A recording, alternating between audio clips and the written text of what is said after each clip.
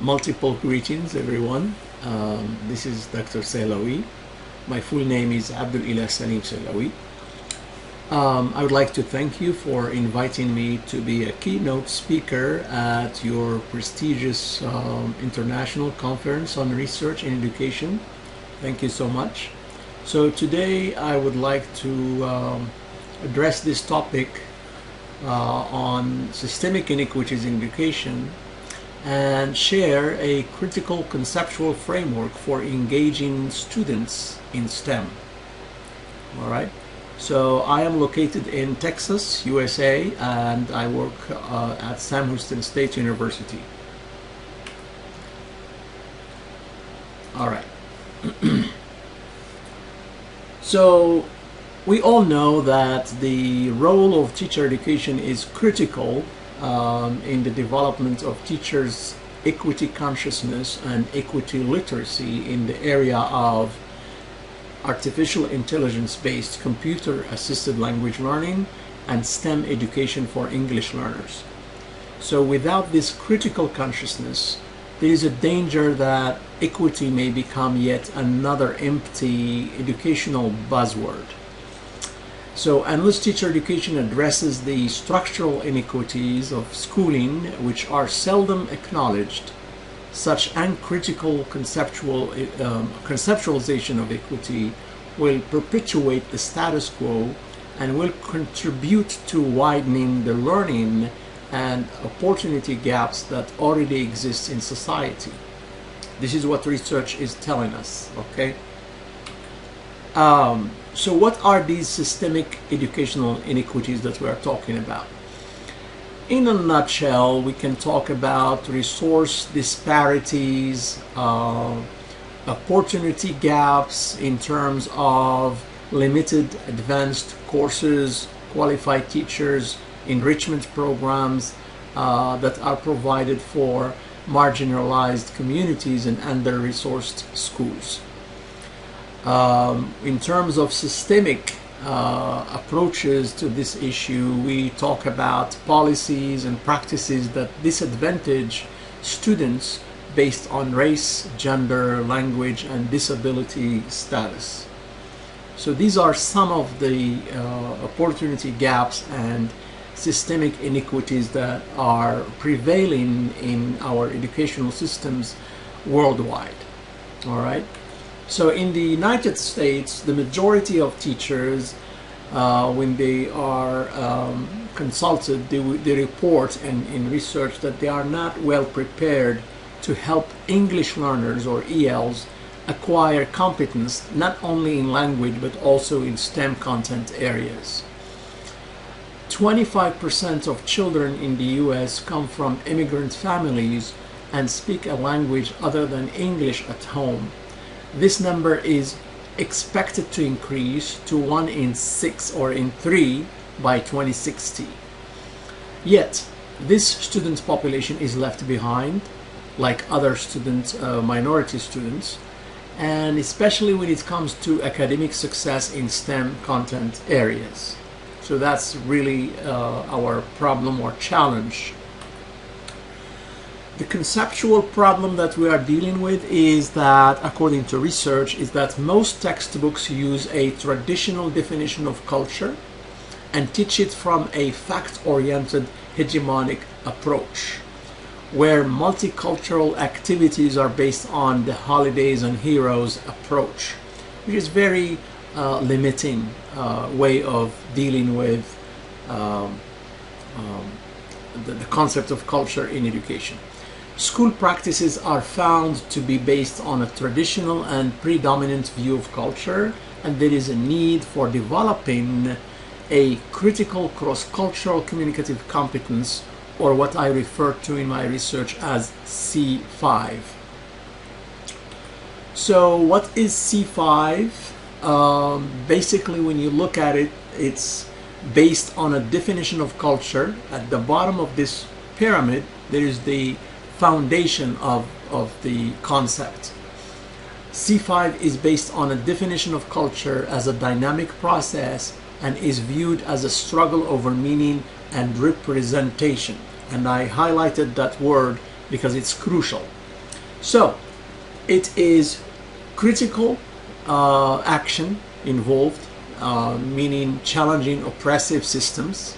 So a person who develops this type of competence, very complex competence, is aware of systemic inequities and issues, and they possess an effective communicative competence. They are able to bridge in cultural differences and building bridges across cultures. Cultural awareness is at the base also of this type of competence. Understanding diverse perspectives and so on and so forth. Power recognition is crucial in the critical cross-cultural communicative competence, because in research about cross-cultural communication there is cross-cultural communicative competence. In my view and my contribution to the field, I added the first C, which is critical to this concept. All right. Now, educators need to develop their C5. That also includes a critical technological competence. So C5 encompasses these competencies, and a critical pedagogical competence as well. So an educator who possesses C5 is compassionate, tolerant, respectful, and most importantly, advocates for social justice. The research questions that I posed for this project were: can we develop an alternative critical conceptual framework that uses a critical incident approach in dealing with cultural processes to develop C5 in a pre-service and in-service ESL teachers via call and artificial intelligence? The second question is: how is culture conceptualized from a critical perspective, and how does C5 relate to STEM education of ELs? What is the role of critical technological competence in the development of C5 via AI-based call? So these are the guiding questions that allowed us to develop the conceptual framework that I'm sharing with you today. The method that we used in this research was basically a theory adaptation research design with a sociocultural analysis and a modified transactional epistemology critical approach methodology. So according to Giacola 2020, this type of methodology aims at challenging the scope or perspective of an existing theory by informing it with other theories or perspectives. So use of theory adaptation methodology allowed us to start from a focal theory by arguing that a particular concept, theory, or research domain is internally incoherent or incomplete, which is the case, for example, in the prevailing practices in STEM education for ELs. So, at the foundation of this conceptual framework, we have some key concepts. The term power, context, identity, and communication via call and computer technology and AI. At the center of this is that culture as a dynamic process and as a struggle over meaning and representation. Hence the emphasis I referred to in the beginning with that word representation. That's very important. It's a key concept. The resulting conceptual framework from this research project is as follows. This is basically at the outer part or component of this chart. It shows that we have a conceptual framework for teaching STEM to ELs using an equity-based approach. This is basically the approach, and within it we have the subcomponents of the C5, which are the CPC, critical pedagogical competence, which is right there, and the critical technological competence, and then you have best STEM teaching practices for ELs, and the entire competence, cross-cultural communicative competence, that is based on that critical definition of culture, and all these components are in an interactive relationship between and among themselves in order to generate some good practice to challenge and threaten systemic inequities in education and in society. So why is C5 essential for future teachers? There are many reasons. First, that they should recognize bias. Bias is there. So we need to identify implicit bias in curriculum and teaching practices.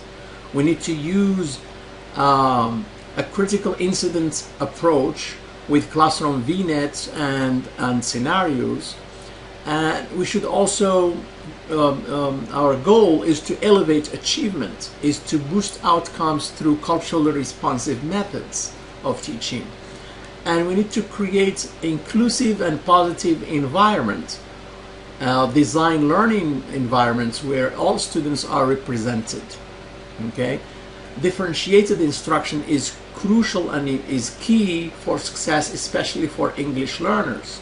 We need to modify teaching to respect diverse views of not knowing, and English learners' levels of language proficiency should be matched with the cognitive abilities and the academic tasks of the learning activities. All right, because they go through stages of development and we have to use developmentally appropriate methodology. Applying a critical conceptual framework in STEM teaching is based on these four major components. Critical theories, applying critical theory and intersectionality, conceptualization to examine power in STEM education. We focus on cultural relevance and cultural relevance theories that connect STEM concepts to students' lived experiences and communities. We need to counter narratives and highlight contributions from scientists of diverse backgrounds, not just from the dominant culture. Okay, systemic analysis and systems analysis is important. We need to examine how STEM education can either perpetuate or challenge social inequities in our contexts. So that's very important. Some practical strategies for engaging English learners in STEM include things such as community-based projects, develop STEM projects addressing local, environmental, or social justice issues, multilingual approaches. We need to value home and native languages as resources for STEM learning and concept development. And we need to also make sure we have that collaborative inquiry included, structured group work to leverage diverse perspective and problem-solving approaches. Global perspectives are important. Today we live in this village and everything is interconnected in it. Therefore, we need to highlight STEM contributions from diverse cultures and from non-Western knowledge systems. We have a lot to learn from different cultures and different views and perspectives. So building a more just STEM future is basically what we are calling for. In teacher preparation, we need to integrate critical cross-cultural communicative competence into all teachers' teacher preparation programs, focus on systemic analysis and equity-centered approaches. We need to, in terms of curriculum transformation, we need to design or redesign STEM curricula to reflect diverse cultural perspectives, include contributions from historically marginalized scientists and innovators. And at the institutional level, we need to advocate for policies that distribute resources equitably, support initiatives that increase representation in STEM fields, and of course, as Chan and Evans have always been advocating for, these changes don't happen overnight. It takes time. They come gradually. All right. So, in conclusion, we argued that we argued for the use of a critical conceptual framework to threaten systemic inequities through artificial intelligence and computer-assisted language learning using a critical cross-cultural communicative competence and equity literacy, as Gorski refers to it, to engage English learners in STEM because they are left behind, as we said. To achieve this objective, a theory adaptation critical research design was used with a sociocultural analysis and a modified transactional epistemology critical approach.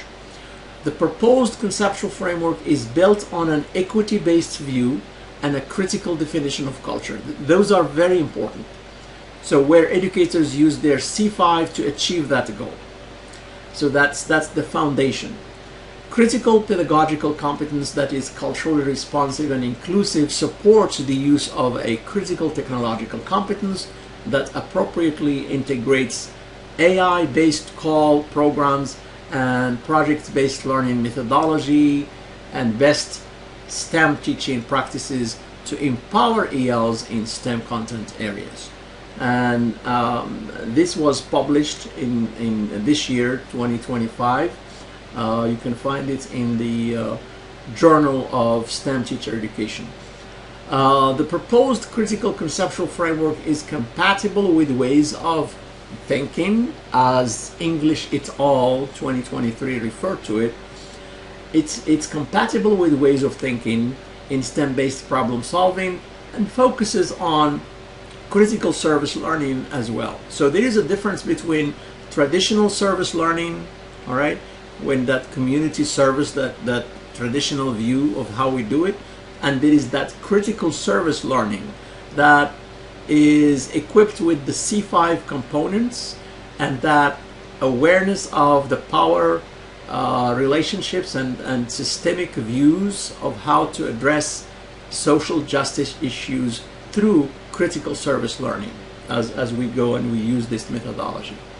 All right, so taking next steps here, we can talk about how teacher educators need to model and use this critical conceptual framework to guide their practices and center equity in course design, partner with diverse communities, and for future teachers we would say that they need to reflect on their personal biases, and this is both in-service and pre-service I'm talking about.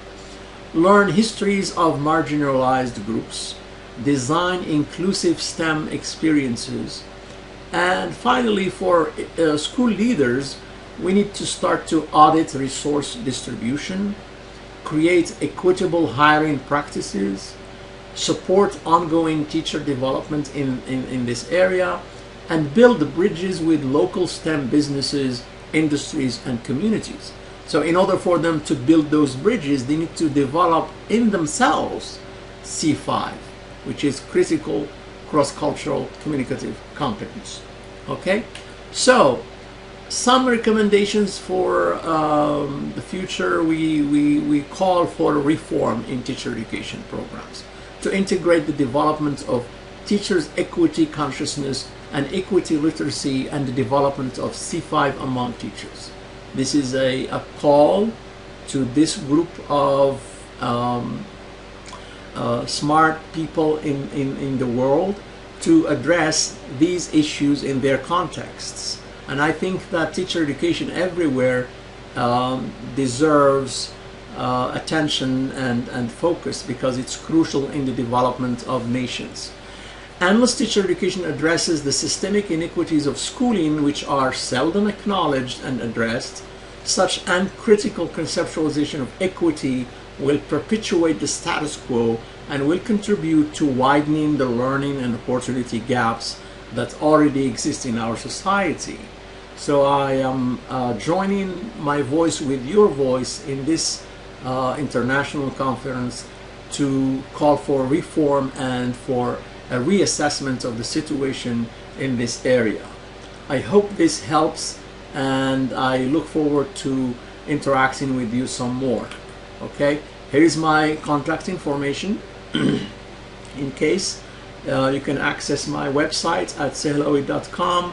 You can start a conversation through that, or with email, and my social media also are also available, and I look forward to connecting with more of you on this topic and learn from you as well.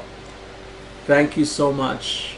These are some of the references that were mentioned in this presentation, and I thank you again for the opportunity, and I wish you all the best with your conference.